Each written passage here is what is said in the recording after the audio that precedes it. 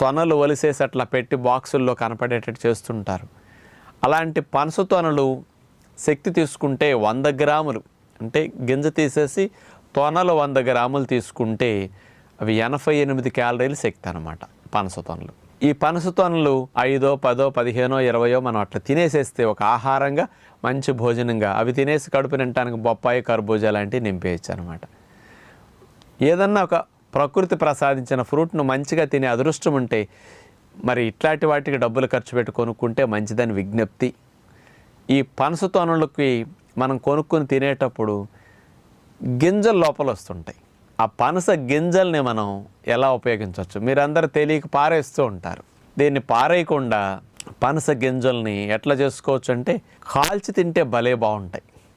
నుప్పుల్లో వేసి కాల్చుకోవటానికి అవకాశం ఉంటే చేసుకోవచ్చు. నుప్పుల్లో వేయకుండా కూడా ఇప్పుడు మనకి మందపాటి